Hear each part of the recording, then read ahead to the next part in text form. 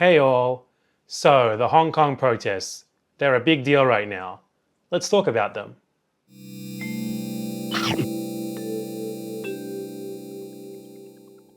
So first, a quick recap. Since June, there's been large-scale protests against a bill that would allow extradition to mainland China. Well, at least that's how they started. They've since evolved and they've developed a further list of demands, which I'll get to in a second. So the protests are continuing even though it's already been stated that the extradition bill is going to be withdrawn at the end of October.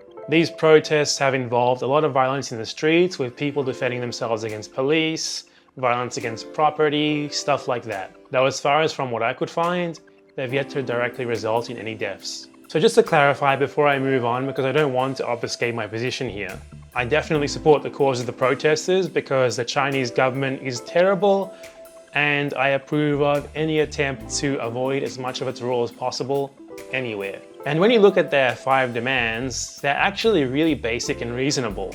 Almost too much so even. 1 is the complete withdrawal of the extradition bill, which seems to already be happening, so that's good. 2 is an inquiry into police brutality against protesters. 3 is retracting the classification of protesters as rioters. 4 is amnesty for arrested protesters. And 5 is electoral reform, a change to a system based on universal suffrage, which in my opinion is actually way more important than all the stuff about the extradition bill. Since Hong Kong has an incredibly weird political system where literally 3/4 of its representatives are not voted for by individual people, but by representatives for businesses. So I am definitely strongly behind demand number 5.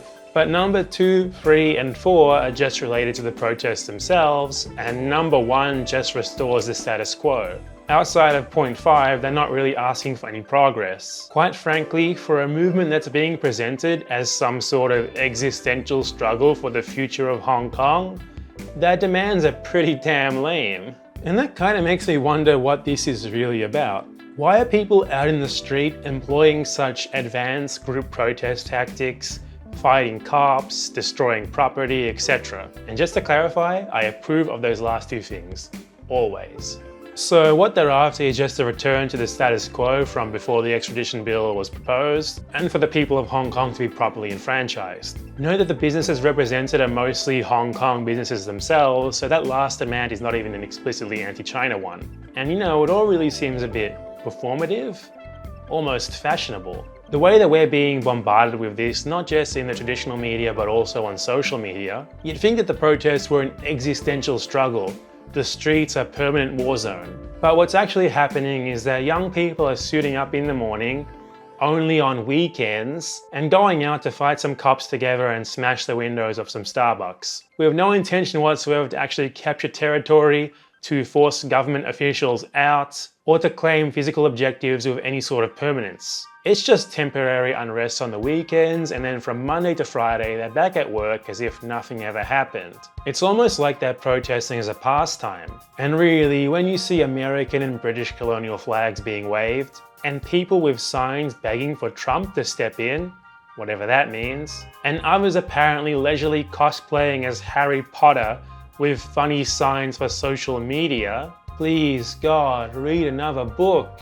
It really does seem like it's just become something fashionable, that even rich kids for whom this protest is nothing serious, for whom Hong Kong is going to work fine regardless of whether it's ruled by the British or the Chinese or no one, are strongly represented in these protests. It doesn't give off the vibe of being a working class movement at all. Hong Kong is a place where millions of people are forced to live in tiny little one-room shoebox apartments with rapidly rising poverty rates and with the highest cost of living in the world.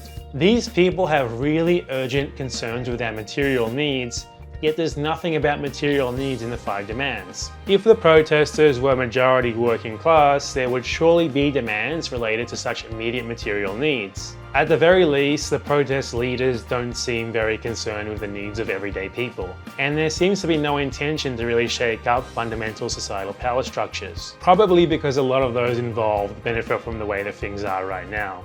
So yeah, I mean, get out there and protest, even if just for the sake of protest. Be gay, do crimes. The Chinese government sucks, and you should do everything possible to impede its attempts to gain more power over you. But these protests aren't really doing that. The weekend only, no real direction, get your Harry Potter costume on sort of thing can work to put on pressure and to get specific policies repealed, as it already has. But without being more forceful, more continuous, and having a better list of demands, they're not going to accomplish much more than that. That these protests are being presented as some sort of incredible, inspiring, revolutionary sort of thing is honestly just ludicrous. You need some actual physical objectives for that, beyond just getting together with your mates for the weekly COP bashing. Just look at how much more the Ecuador protesters achieved in a mere week in comparison, because they actually went and took territory and held it for extended periods of time. They could have easily kept going and overthrown the government, which they should have done, or because they kept at it rather than heading back to work on Monday. You can't only do a revolution on your days off. So what especially interests me about this is how everyone is so easily being sucked into the revolution of our times narrative. That right there is a quote from Blitzchung, a professional gamer from Hong Kong who was banned from competition by Blizzard Entertainment for supporting the protests in an interview. There was also some censorship in the NBA, with similar sorts of protests resulting in pushback from Chinese affiliates and investors. This was front page news on every single major media outlet's website, and also resulted in an absolutely massive outcry on social media. Free Hong Kong!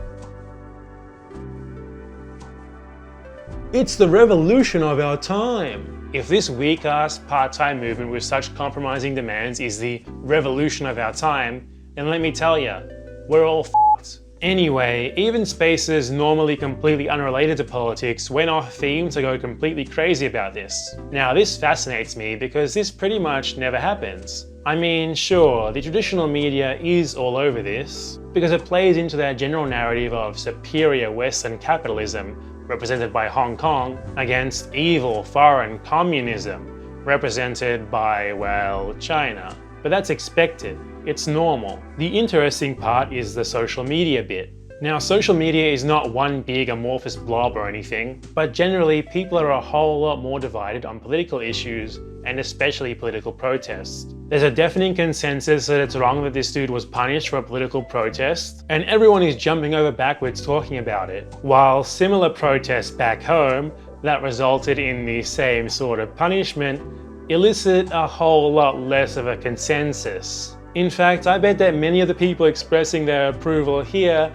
are the same sorts of people who are burning their shoes because Nike put Colin Kaepernick in an ad. You're gonna go ahead and say, hey, buy them our shoes. We stand with people who kneel for the national anthem. Not only am I burning my favorite pair of Nikes, you are burning your sales. Have a good day. If this protest had instead been someone saying Black Lives Matter, would there have been such an uproar? Or would the response have been a rather muted, hey man, keep your politics out of my video games? There's also the widespread celebration of the fact that these protests are disruptive and violent, and especially surprisingly, of the fact that they're violent against police. Social media spaces are, generally speaking, extremely hostile to disruptive and violent protests. Just look at all the people complaining about Extinction Rebellion, or going berserk when there's a fist fight or a trash can demolition involving Antifa, let alone when they fight cops. Cops are sacred to most centrist and conservative Westerners. For them, someone even laying a hand on a cop is the ultimate affront to authority, something that must immediately be punished for its insolence. Yet now these same people are suddenly celebrating the willingness of protesters to fight back against police. Now, I do too, don't get me wrong, but these are some strange bedfellows that I am not used to having. Now, I think it's fair to say that these people would never, ever, ever approve of similar protests in their own countries or in other so-called Western nations. In fact, they'd be more likely to be cheering on the cops as they beat up protesters, or worse. And why is that? Is it really so simple as Hong Kong good, China bad? Well, yeah, but also no. Now, yeah, China is actually a terrible authoritarian hellscape, but the random Americans and Europeans who normally despise protests suddenly spamming "Free Hong Kong! Free Hong Kong!" don't really care about that one bit. They're doing so because of deeply, deeply ingrained cultural biases, and the media shoving the issue into their face as often as possible ensures that they're going to get very invested. This is the colonial mentality manifesting in the present, plain and simple. Because the only way that these people will look past their usual disdain for protests and the disrespect of police authority is if they consider the other side less than human. To the people of majority white former British colonies like the USA, Canada, Australia and New Zealand, China and specifically Chinese people have been the designated boogeyman since the 19th century. They came to their countries, they took their jobs, they stole their women, they never assimilated, they never learned English. And not only is a lot of this still there, but it's being merged with other colonial mentalities, like the idea of Western colonialism as a civilizing force. China is representative of the untamed other, the indigenous savage or barbarian, who is in dire need of being civilized by the superior Western colonizers. And this was how colonialism was commonly justified in the past. But unlike in all those other places, such a thing never came to pass in China, except in Hong Kong. You see, the people of Hong Kong were directly colonized. They've been taught English. Western cultural practices and norms have been instilled in them. They've accepted unfettered global capitalism rather than trying to forge their own weird, non-Western form of it. So in the Western mind, Hong Kongers have overcome their nature as savages and been civilized in the only way that they believe possible. They're essentially honorary whites, and now they represent us against the perennial other, the eternal Fu Manchu of mainland China.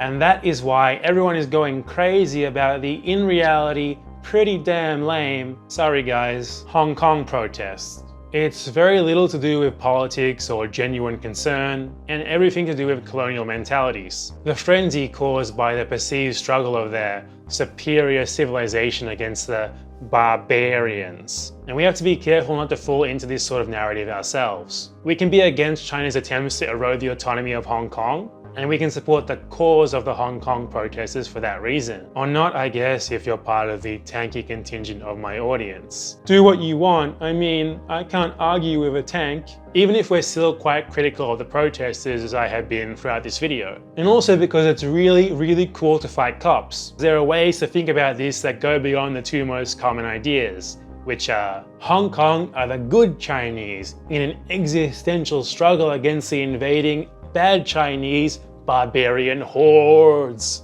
This is an inspiring revolution, demanding minor change on Saturdays and Sundays only. And all Hong Kong protesters are CIA plants against the glorious socialist People's Republic of China in its fight against evil Western imperialism.